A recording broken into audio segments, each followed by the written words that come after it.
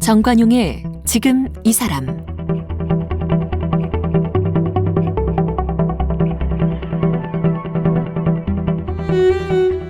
여러분 안녕하십니까? 정관용입니다. 장애와 장애인에 대해 얘기할 때 함께 해야 한다는 말 자주 하죠. 하지만 현실에서는 비장애인과 장애인을 구분지어 생각합니다. 장애인들은요, 이런 구분 때문에 차별이 시작됐다고 얘기해요. 장애인이라 차별받는 게 아니라 차별받기 때문에 장애인이 됐다는 거죠.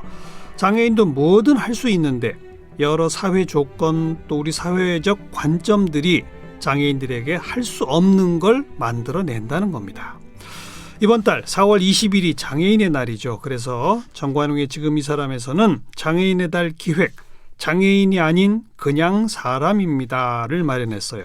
매주 한 분씩 장애인의 인권과 삶을 위해 활동하는 분들 만나볼 텐데, 오늘 그 첫 번째 시간으로 장애학, 장애학이란 표현도 있군요. 이걸 연구하고 계신 노들장애학 국리소 김도현 연구활동가를 만나보겠습니다.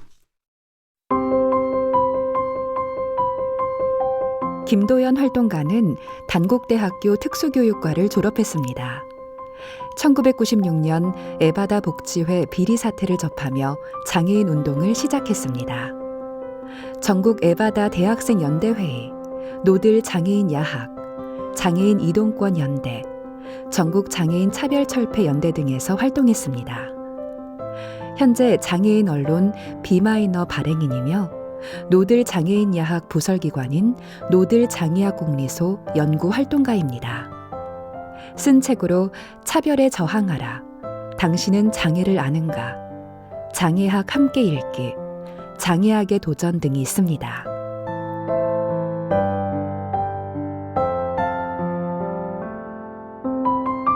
어서 오십시오. 방금 이 소개 이 멘트를 들어보니까 에바다 복지회 비리 사태를 접하며 장애인 운동을 시작했다. 예. 에바다 복지회가 뭐였죠? 그게 1996년?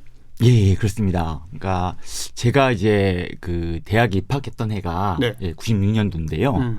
바로 이제 그 해에 이제 평택에 위치해 있는, 그러니까 이제 농인 학생들이 있는 그 학교도 있고, 그 다음에 농아인 시설도 있고, 청각장애인. 예, 청각장애인이죠. 예. 그 다음에 이제 복지관도 이제 운영하는 이제 큰 이제 그 사회복지 이제 법인이었어요. 그 이름이 에바다예요. 그렇죠. 에바다 복지회였습니다. 어허. 근데 이제 여기서 이제 시설이 운영되는 동안에 한 3명 넘는 이제 학생들의 의문사가 있었고, 그 다음에 그 작업장에서 이제 임금도 지급하지 않고 이렇게 일을 시키는 이제 임금 착취, 그리고 뭐 수억 원대 이런 공금 횡령, 뭐 하여튼 등등 뭐 거의 이제 인권 비리에 이제 종합백화점이다 할 정도로 이런 비리가 있었던 것이 바로 이 농학생들의 직접 농성을 통해서 이게 이제 알려지게 됐어요. 예. 근데 이제 제가 마침 그 해가 대학에 입학했던 해라, 그 사건을 접하고 좀 굉장히 충격적이기도 했고, 이제 그래서 이제 저희 같이 있는 이제 동기들이랑 이런 모임을 좀 꾸려서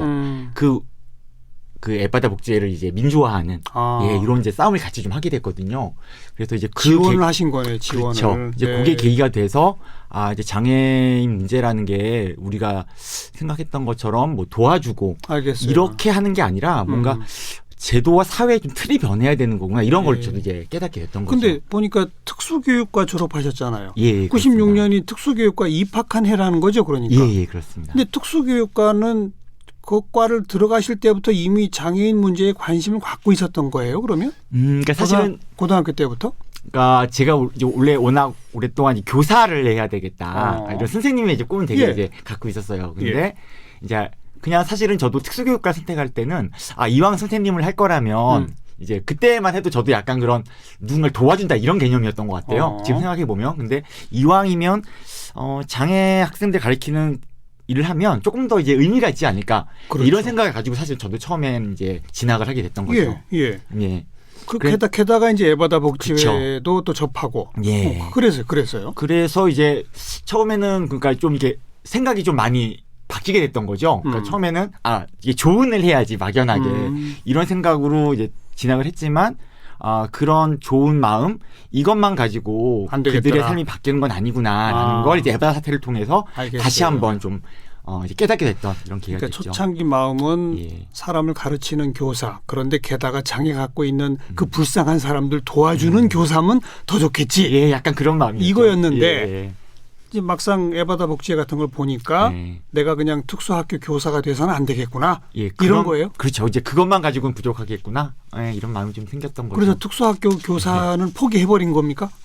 예, 사실은 이제 그 에바다 그 복지회를 정상화시키기 위한 이제 어떤 활동이 96년에 시작이 돼서 2003년까지 무려 7년이 이어져요. 예. 근데 이제 그 싸움이 그렇게 이어질 수 있었던 거는 그 농성을 시작했던 농학생들 그리고 그 학생들의 그 상황을 같이 지지하면서 싸우셨던 선생님들이 아예 해 아래 집이라고 하는 이제 공동체를 꾸려서 해 뭐예요? 해 아래 집, 해알? 해 아래, 그러니까 해 아래에 있다. 네, 태양 아래. 예, 그렇죠. 그런 이제 별도의 좀 그 공동체를 꾸려서 그 싸움을 쭉 하신 거죠. 그래서 저도 이제 대학 다니면서 그 싸움을 계속 하다 보니까 예. 이제 아무래도 이제 처음에는 되게 이제 공부 열심히 해서 좋은 선생님 돼야지, 예. 그리고 임용고시 열심히 준비해야지 이런 마음이었는데 예. 이렇게 이제 아무래도 운동에 조금 전력을 하다 보니까 그렇군요. 조금 이제 공부는 멀어지게 되고 나에겐 좀 또 다른 길이 있지 않을까. 네, 예, 좀 네. 이런 생각을 하게 된 것 같아요. 그래서 역시 앞에 소개됐습니다만 예. 전국 에바다 대학생 연대 회의부터 시작해가지고 예. 장애인 이동권 연대, 전국 예. 장애인 차별철폐 연대, 예. 한마디로 장애인 인권운동가의 길을 걷고 있는 거군요. 예, 뭐 좀 부끄럽지만 어찌 보면 그렇습니다. 초창기부터 시작하신 거예요, 그죠? 그렇죠. 이제 에바다 사태 시작하면 96년부터고 이제 사회 운동을 시작한 게 2000년 그러니까요. 부터 했으니까요. 네, 예. 네. 게다가 지금 이제 장애학 연구 활동가.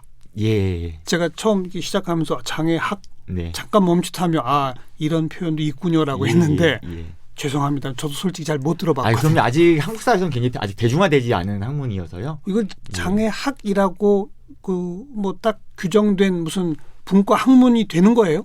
예, 그러니까 좀 쉽게 생각하시면 제가 이제 처음 이렇게 다들 많이 낯설어 하셔서 이제 처음 이런 걸 이제 그게 뭐예요? 이렇게 물어보시는 분들한테 그냥 쉽게 이렇게 설명을 드려요. 그러니까 쉽게 보면 여성학 생각하시면 됩니다. 네, 네. 여성학은 우리 이제 많이들 들어봤죠. 알고 계시잖아요. 그러니까 이제 여성학이라고 하는 것이 여성이 이제 어떤 차별의 역사를 겪어왔는가, 그리고 어떤 사회적인 구조, 혹은 이제 문화적인 이런 틀에서 그들이 차별받는가.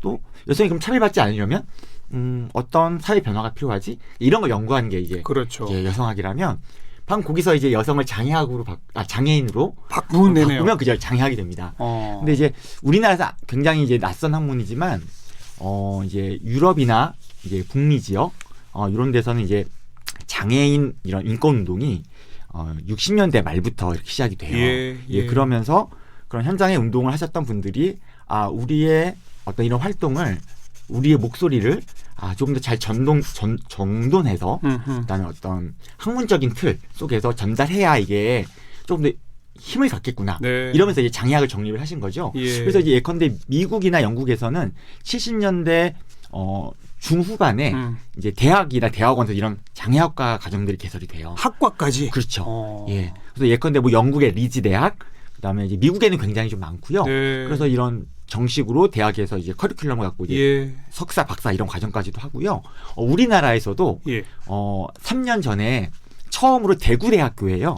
이런 장애학 과정이 개설이 됐습니다. 네. 유일하죠. 한 군데 딱 있어요. 아무래도 이거는 이제 좀 학제 간 연계를 통한 연구가 필요하겠죠? 그렇죠. 경제학, 사회학, 교육학 뭐 다 들어가야 되겠죠, 그죠? 예, 그렇습니다. 그러니까 뭐 예컨대 이제 저희가 뭐 장애 문제에 대한 어떤 학문 그러면 뭐 쉽게 생각할 수 있는 게 뭐 사회복지, 그다음에 뭐 재활학, 그다음에 이제 제가 전공했던 특수교육 정도 뭐 이 정도일 텐데요. 근데 이제 장애학에서 이제 중요하게 생각하는 건 장애를 사회 문제로 바라본다는 거거든요. 그러니까 이제 우리가 사회 이론이라고 생각할 때 연결될 수 있는 모든 인문 사회 과학이 그렇죠. 다 연결이 됩니다. 예. 그러니까 사실 이제 장애 문제는 기본적으로 소수자와 다수자, 네. 어떤 불평등한 권력 관계를 가지고 있는 사람들 간의 어떤 그런 불편한 권력의 문제이기도 하거든요. 이런 걸 다루려면 이제 우리 정환 선생님께서도 이제 정치학 공부하셨지만 정치학이 필요하겠죠. 그리고 이제 장애 문제를 어떤 사회 제도적인 틀에서 네. 연구한다고 하면 또 사회학이 필요할 그렇죠. 거고, 또 경제학도 필요하고, 뭐 철학도 필요하고, 그렇죠. 또 역사학도 필요하고, 예. 이런 것들을 다 학제적으로 연결해서 예. 연구를 하는 게 바로 이제 장애학이라고 할 수가 있죠. 저희 이번 달 한 달 장애인이 아닌 그냥 사람입니다라는 예. 이제 특별 기획 매주 한 분씩 이렇게 장애인 활동가들 만나고 오늘 첫 시간이라 그러는 거니까 예. 장애학 연구자로서 좀 개괄을 해봅시다. 예. 대한민국의 장애인 전 인구의 몇 %죠? 이제 사실은 이제 장애인을 어떻게 정의할 거냐. 사실 이게 굉장히 사실은 제각각이에요. 예를 들면 이제 우리나라 인구의 어느 정도가 장애인 물어보셨는데, 이제 우리나라는 대략 한 5% 정도가 예. 장애 인구로 잡힙니다. 예. 그런데 이제 WHO, 그러니까 세계보건기구죠. 여기서 이제 세계 장애 보고서를 이제 발간을 하는데요. 여기서는 전 세계 인구의 15% 정도를 그래요? 예, 장애인으로 보고요. 그래서 예컨대 영국 같은 경우는 거의 딱 그 WHO의 수치랑 같아요. 한 15% 정도가 장애인구고, 미국 같은 경우는 한 20% 정도가 예, 장애인. 5명 중에 1명? 그렇죠. 예, 그건 잘 납득이 안 되는데요. 그 기준이 뭐죠, 그러면?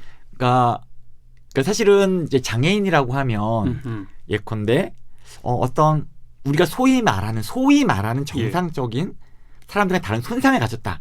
이렇게 이제 사람들이 생각을 하거든요. 지체장애, 발달장애 뭐 이런 예, 그렇게. 그렇죠. 예. 그러니까 심신의 어떤 손상을 그렇죠. 가지고 있다. 근데 인간이 몸에 갖고 있는 손상이라는 차이는 있고 없고가 아니라 하나의 연속체를 이루는 차이잖아요. 네, 네. 그럼 도대체 이 차에서 어디를 끊어서 여기까지를 장애라고 할 거냐? 이것은 비장애야. 이제 요 기준에 다 다를 수 있는 거예요. 아, 그렇죠. 예. 그렇게 어떤 손상의 정도를 갖고도 다르고요. 예컨대 이제 뭐 간단히 말씀드리면 이제 외국에서는 예컨대 이제 에이즈, 예, HIV 바이러스 이제 감염자 같은 경우도 장애인. 네, 혹은 네. 뭐 좀 우리가 소위 비만이라고 하는 예. 뭐 이런 것도 장애에 포함될 수 있고요. 그래요. 그리고 이제 조금 되게 낯서실 수 있는데, 근데 스웨덴 같은 경우에는요, 외국에서 어떤 사람이 이민을 와요. 근데 아직 스웨덴어를 잘하지 못해서 사회생활에 어려움을 겪게 되면 이런 이주자도 예, 장애 범죄에 포함이 됩니다. 이야. 그러니까 장애 범죄라는 게 사실은 그러니까 알겠어요. 예, 알겠어요. 나름이다 보니까 그 인구 비율이 굉장히 이제 차이가 많이 나는 거죠. 그냥 저처럼 그 간단하게 이렇게 퍼뜩 떠오른 이미지가 이런 거예요. 태어나면서부터 소아마비로 한쪽 다리를 전다. 네. 아니면 뭐 교통사고를 당해서 한쪽 다리를 못 쓰게 됐다. 네. 뿐 아니라 관절염을 알아서 다리가 좀 불편하다. 그렇죠. 다 똑같은 장애죠, 그러니까. 네, 그렇죠. 그런 거죠. 네네. 그리고 이제 또 장애 인구가 이제 점점 늘어나는 거는 이제 전 세계적으로 어쨌든 우리나라도 마찬가지지만 이제 그 점점 많은 사회 국가들이 이제 고령화가 되잖아요. 예. 수명이 늘어나게 되면 예. 그러면 이제 우리 몸이 이제 노화가 되다 보면 몸의 어느 부분에 노령 인구분들은 그렇죠. 대부분 장애를 갖고 그렇죠. 있게 되는 거죠. 네. 그러니까 점점 장애 인구는 아마 앞으로 더 늘어날 가능성이 이제 많다고 봐야죠. 그리고 이렇게 개념을 넓히면 넓힐수록 다 후천적 장애인이네요. 거의 그렇죠. 대부분. 예, 그렇습니다. 그래서 실제로 이건 어느 나라 이제 장애 인구 통계를 봐도 비슷한데요. 그러니까 전체 장애 인구 중에서 대략 90% 정도는 후천적인 그렇죠. 장애인이에요. 예. 네. 그러니까 태어날 때부터 장애였던 사람은 이제 열에 한 명밖에 안 되는 거고요. 그런데 여전히 우리 사회의 잘못된 관점이 예. 장애를 갖고 있는 사람들 보면 아이고 불쌍해 태어나면서부터 저랬겠지라고들 생각해요. 예. 그거 잘못된 거죠. 그렇죠. 되게 그것도 하나의 이제 고정관념, 그러니까요. 선입견이죠. 예. 예전에 제가 이제 관련해서 좀 재미있는 그러니까 어떤 광고 문구가 기억이 나서 말씀을 드리면, 예전에는 그런 말을 많이 했잖아요. 무병장수. 네, 네. 예. 근데 최근에는 이제 TV에서 이런 광고를 보다 보면 이제는 유병장수 시대다 이런 얘기 많이 하거든요. 그러니까 우리 몸에 어떤 그러니까 질병 자체가 장애는 아닌데 네. 질병이나 어떤 이런 걸로 인해서 또 몸의 어떤 기능에 손상이 오거나 이러면 또 장애를 갖게 되는 거죠. 예. 그러니까 이제 사실은 이제 장애를 나랑 굉장히 먼 어떤 남의 일 이렇게 생각하는 건 잘못된 거죠. 예, 사실은 우리가 인간은 누구나 죽지만 죽음의 일을 잘 생각하지 않잖아요. 네. 예, 그거 비슷한 어떤 거리두기. 그러니까 장애에 대한 정책은 사실은 우리 모두를 위한 정책이다. 그렇죠. 이게 중요한 출발 같아요. 네, 네, 그렇습니다. 우리 김도연 활동가의 책에 200년 전에는 장애인이 없었다라는 표현이 들어 있어요. 아, 예. 이게 무슨 말입니까? 사실 서구 사회에서 먼저 등장을 하는데요. 음흠. 그러니까 영어로는 disabled people 뭐 이런 표현이 이제 쓰게 되는데 네. 이런 말 자체가 등장한 게 사실은 200년 정도밖에 되지 않아요. 그 이전에는 딱 지칭된 용어가 없어요? 그렇죠. 예. 어... 그러니까 조금 이제 정말 그런가 이렇게 좀 낯설게 생각되실 수 있어서 제가 약간 좀 비유를 해서 말씀을 드리면요. 인간은 또 되게 다양한 어떤 피부색의 차이를 가진 다양한 사람들 있잖아요. 네. 그러니까 이렇게 흑인도 있고 뭐 황인종도 있고 뭐 백인종도 있고 뭐 다양한 또 이제 여러 혼혈인종도 있겠죠. 근데 사실은 이제 최근 오늘날의 우리 현대 사회를 보면은 세상에 이제 인종을 구분할 때 암묵적으로 어떤 표현을 종종 잘 쓰냐면은 백인종과 유색인종 이렇게 구분을 해요. 아, 그렇게 있었어요. 예, 그렇죠. 그러니까 그런 유색인종이라는 표현을 쓰죠. 근데 사실은 유색인종이라는 표현도 이게 인류 사회에서 하나의 공식적인 범주로 쓰이게 된 건 얼마 되지 않거든요. 나치, 뭐 우생학 이런 거랑 연관이 있나요? 그거랑 또 연관이 있지만 더 직접적으로는 이제 유럽 사람들이 네. 이제 좀 자본주의가 일찍 발전을 해서 그러니까요. 이제 경제력이나 군사력이 앞서다 보니까 백인 우월주의. 그렇죠. 네. 그 사람들이 이제 다른 인종들이 사는 동네를 가서 거기 이제 식민 지배 체제를 건설하잖아요. 맞아요. 예. 사실 이제 그러면서 그러니까 백인이 어떤 세계의 중심이 되면서 네. 자기와 다른 존재들이 그냥 사실 하나로 묶어버린 범주가 사실은 유색인종이라는 그렇죠. 범주죠. 예. 그래서 제가 이제 우스갯소리로 그 말 자체가 문제군요. 그렇죠. 사실은 거기에는 어떤 백인종과 그러니까 백인종이 세상의 기준이야라고 하는 어떤 백인 중심주의가 이미 있는 용어죠. 그래서 이제 역사에서 가정은 없다 이런 얘기를 하지만 만약에 흑인이 이 인류 사회에서 가장 큰 힘을 가지고 있다? 예. 그러면 아마 유색인종 범주는 쓰이지 않을 거예요. 그렇죠. 예, 오히려 이제 흑인을 제외한 다른 범주가 그럴 수 있죠. 예, 예컨대 뭐 흑인종과 뭐 희금으로 축축한 인종, 뭐 이런 아니, 범주가 흑인종과 비흑인종 이랬을 그렇죠. 수도 뭐 있죠. 그런 비슷한 거 생길 수 있어도 네, 그와 유사하게 그렇죠. 장애, 비장애라는 구분도 그렇습니다. 애초에 잘못됐다. 그렇죠. 그러니까 잘못됐다 아니다를 떠나서 그런 범주가 생겼다는 거는 인류 역사의 어느 시점에 이 사회가 더 강고한 비장애인 중심 사회가 됐다. 그렇죠. 이런 거를 사실은 역사적으로 드러내주는 거죠. 네. 그래서 이런 것도 역사학적 구체를 하다 보면 이제 이런 사실을 저희가 알겠습니다. 깨달을 수 있게 됩니다. 그래서 이제 그 장애와 관련된 정치, 사회, 문화, 구조적인 모든 걸 탐구하고 연구하는 게 장애학인데 예. 장애학이 꿈꾸는 세상은 네네. 결국은 장애인과 비장애인이라는 구분조차가 없는 그겁니까? 이것도 조금 비교해서 말씀을 드리면 최근 이제 차별금지법 네. 논의가 한창 있고 여기서 이제 굉장히 많은 어떤 차별로 많이 이제 심각하게 논의는 이제 성소수자들 문제잖아요. 예. 근데 사실은 성소수자들도 따지고 보면 같이 성소수자라고 묶여 있지만 그는 되게 다양한 어떤 성적 지향과 성적을 갖는 분들이 사실 하나로 묶여 있는 그렇죠. 거거든요. 그 안에도 다양성이죠. 그렇죠. 근데 그분들을 성소수자라고 얘기한단 말이에요. 근데 그거는 그들이 숫자가 적어서 성소수자인 게 아니거든요. 예. 그러니까 소수자라는 거는 차별받는 사람들이에요. 그렇죠. 그럼 만약에 우리 사회에 정말 성평등이 이루어져서 성차별이 다 사라진다? 그러면 이제 그런 분들이 소수자일 필요가 없죠. 필요가 없잖아요. 그럼 그 범주가 없어질 수도 있겠죠. 없어지겠죠. 어느 시기에는. 예. 그 비슷한 것 같아요. 예. 그래서 장애나 범주가 완벽히 사라질까는 잘 모르겠지만은 그 비슷한 어떤 사회가 도래할 수는 있겠다. 그리고 이제 실제로요. 예컨대 이제 노르웨이나 스웨덴 같은 국가에서는요. 예컨대 이제 국제기구에 너희 나라의 장애인 인구가 얼마냐라고 이제 통계를 제출하라 그러면 통계 제출하지 않습니다. 아예 거부해요? 예. 그거 왜 그러냐면은 그런 식으로 장애인을 규정할 수 없어. 라는 어떤 관점을 갖고 있기 때문에 그러니까 그렇게 셀 수 있는 개념이 아니야 장애인이라는 알겠어요. 거는. 이제 그렇게 보면 노르웨이 스웨덴의 모습은 좀 우리가 지금 생각하는 어떤 범주나 개념이나 이런 건 굉장히 다른 어떤 생각들을 가지고 있는 거죠. 근데 이제 그쯤 되려면 노르웨이나 스웨덴이 국제기구에 그렇게까지 말하려 수 있으려면 장애를 갖고 있건 그렇지 않은 사람이건 일상적으로 살아가는데 똑같아야 되는 거죠. 그렇죠. 이제 뭐 우리는 다 다르기 때문에 사람은 누구나 다 다르니까 각자 다른 어떤 그러니까 본인이 원하면 그렇죠. 할 수 있어야 되는 거죠. 그러니까 적어도 이제 우리가 얘기하는 이제 불평등, 장애로 인한 불평등은 이제 상당 정도 이제 소멸되어 가는 그런 단계에서 혹은 그런 소멸을 촉진하기 위해서 또 그런 구분을 예. 의식적으로 없애가 나가기도 하는 예. 이런 건 상호작용을 하겠죠 아마도요. 예, 예. 그래서 무슨 뭐 시설에 그냥 가둬놓고 이런 게 아니라 또 예. 집에서 나오기도 불편하게 만드는 게 아니라 예. 뭐 자유롭게 움직이고 교육받고 예. 스스로 자립해서 노동시장에서 월급 받고 가정 이루고 예. 이런 거를 꿈꾸는 거죠. 그렇죠. 별로 저희가 생각하는 어떤 그러니까 그러니까 좀 거창하지만 장애 해방이라고 하면 그게 대단한 게 아니거든요. 예, 그냥 그런데 예. 그런데 아직도 우린 멀었잖아요.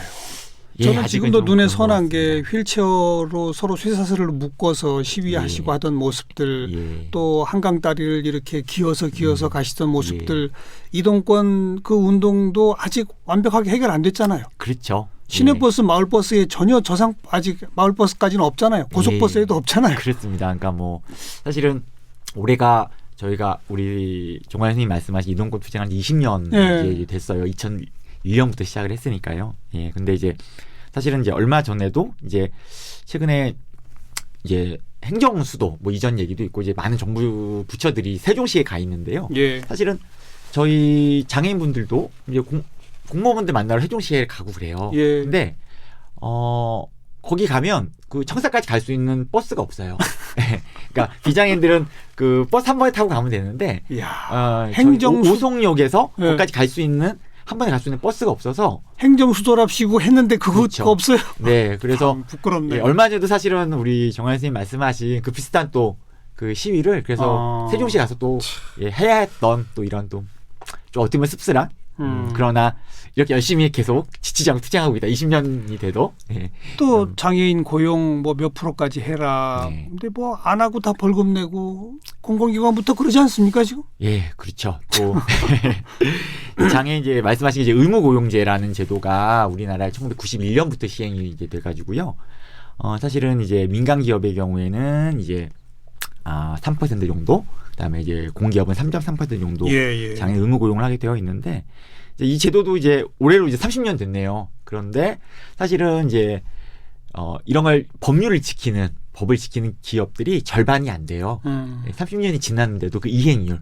그러니까 당신 기업은 이만큼 의무 고용을 해야 됩니다라는 기준이 있는데 그 대상 기업들이 여전히 뭐 절반 이상 이제 그걸 지키지 않고 있죠. 예, 그런 이유는 뭐 이제 법적인 어떤 좀 강제력이 너무 약하기도 때문이기도 하고요. 또 아까 말씀하신 것처럼 그 법을 정해놓고 정부부터 사실은 제대로 지키지 안 않는 지키니까요. 또 이런 어떤 문화적인 측면도 굉장히 있는 것 같습니다. 근데 한국이 지금 경제 문화적으로 10위 안에 드는 대국이 됐잖아요. 그렇죠. 예. 그럼 비슷한 나라하고 비교하면 어때요? 제가 이제 그런 얘기를 드리는데요. 우리나라 이제 경제 순위를 보면 이제 우리나라는 그죠 이제 10위, 뭐 11위 이런 이제 대국인데 장애 인권과 관련된 지표, 복지 수준 이런 걸 이제 OECD 한 34개국 정도가 가입되어 있는데 비교를 해보면 사실은 되게 부끄럽게도 30위 안으로 들어온 건 거의 없습니다. 네, 그러니까 아주 단적으로 말씀드리면 우리나라의 그 장애인 복지 예산이 그러니까 OECD에서 가장 잘하는 나라가 아니라요. OECD 평균의 4분의 1 수준이에요. 예. 그러니까 사실은 뭐 경제 얘기하고 그럴 때 뭐 글로벌 스탠다드다. 국제적 기준은 우리가 따라야지 이런 얘기 많이 하는데 사실은 우리나라 장애인 어떤 인권이나 복지 수준은 그냥 그런 좀 국제적 기준만 좀 따라가 줘도 그렇죠. 지금보다 이제 엄청나게 많이 바뀌겠죠. 그러니까 OECD 평균 그러니까 잘해라가 아니라 평균만큼만 해도 이제 4배의 어떤 맞아요. 예산을 더 투여해서 네. 정책을 펼칠 수 있게 되니까 상당히 많이 바뀌겠죠. 그 예산을 지적해 주신 게 저는 진짜 핵심을 찔렀다고 보는데요. 예. 법을 아무리 잘 만들어도 제도를 아무리 잘 갖춰도 돈이 따르지 않으면 시행이 안 돼요. 예, 맞습니다. 그래서 근데 지금 복지 예산이 OECD 평균의 4분의 1이다? 네. 아직도 멀었네요. 예, 그렇습니다. 그래서 맨날 저희가 이제 2001년 이후에 사실은 이제 우리나라의 장애인 인권운동이 굉장히 많이 좀 대중화가 되고 정말 다양한 이제 법과 제도를 만들고 치열하게 정말 많이 싸웠어요. 그래서 이제 법과 제도는 그러니까 꽤 많이 있는 것 같아요. 그러니까요. 그런데 실질적인 이제 삶이 개선되지 않는 건 그 좋은 취지의 법 나름 그다음 제도를 만들어놨지만 거기에 상응하는 예산을 중앙 정부도 그렇고 지자체도 그렇고 이제 투여하지 않기 때문이죠. 저상버스만 해도 사실은 그렇습니다. 저상버스가 우리나라에 도입된 게 2006년부터예요. 2006년부터인데 지금도 전국적으로 저상버스 도입률은 25%를 조금 넘는 수준이거든요. 예, 근데 국가가 처음에 제도를 만들 때는 사실은 처음 5년 그다음에 5개년 계획을 세울 때 네. 5년 정도 지나면 한 50% 저작버스 할 거야 이랬었어요.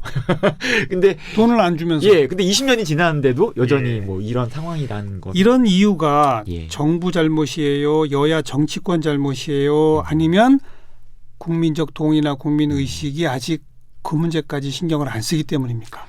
저는 1차적인 책임은 그리고 책임은 정부와 정치권에 있다고 생각합니다. 그렇죠. 그러니까 맨날 저희가 이제 그 어떤 제도나 그리고 예산 이런 얘기를 하면 이제 그래요 많이 그런 얘기들을 하셔요. 정치 하시는 분들도 그리고 정부 공무원들도 뭐 국민적 합의 이런 얘기를 하는데 사실은 법을 만들었다는 것, 국회가 그런 법을 통과시켰다는 것이 예. 이미 국민의 대표가 만든 거죠. 만든 건데. 근데 그게 이행되도록 돈은 안 주느냐? 그렇죠. 그건 사실은 정부의 책임이 굉장히 큰 거죠. 국가 계획을 세워놓고 실행하지 않는 것, 사실은 그거는 정부의 책임이 굉장히 크다고 알겠습니다. 봐야겠죠. 그리고 또 부정할 수 없는 게 우리 기성세대들과 젊은 층 사이에 네. 이 문제를 바라보는 시각 차이도 분명히 있죠. 젊은 젊은 층들은 그래도 상당히 이해 폭이 넓어지지 않았나요? 아마 이제 전보다는 이제 그런 사회적인 어떤 그러니까 많이 부족하지만 전보다는 어떤 예컨대 하나 예를 들자면 이제 사실 저 같은 경우도요 그 대학을 들어가기 전까지 장애인 친구가 없었어요. 그럴까요? 예, 그 예. 경험의 차이 때문에 그쵸, 그쵸. 제가 얘기하는 게 기성세대들은 정말 맞습니다. 모른다고요. 예. 근데 이제 지금은 그래도 2007년에 기존에 있던 이제 굉장히 좀 형식적인 법을 좀 폐지하고 장애인 등에 대한 특수교육법이라는 것을 예, 만들면서 예. 어쨌든 전보다는 이제 통합교육이 하나의 이제 좀 대세로는 자리를 잡았습니다. 그러다 보니까 이제는 이제 학창 시절에 좀 이렇게 옆에 친구들. 그런 예. 경험들 이런 것들이 좀 있으니까 아무래도 이제 전보다는 조금씩 어떤 그런 인식도 좀 전환될 수 있는 어떤 환경이 조금씩은 생기고 있다고 생각합니다. 희망은 보이는데 네. 아직 갈 길은 멀었다. 네, 그렇습니다. 기성세대 각성하라. 뭐 저는 그걸 꼭 세대 문제보다도 네. 그러니까 우리 사회의 어떤 그 사회를 운영하는 우리 국가를 알겠습니다. 이런 분들이 조금 더 좀 분발해 주셨으면 좋겠다. 주된 책임은 정부 정치권에 있다. 네. 자, 장애인이 아닌 그냥 사람입니다. 이번 달 특별기획 첫 시간이었습니다. 지금 노들장애학 공리소의 김도현 연구활동가 함께 만났습니다. 고맙습니다. 예, 감사합니다.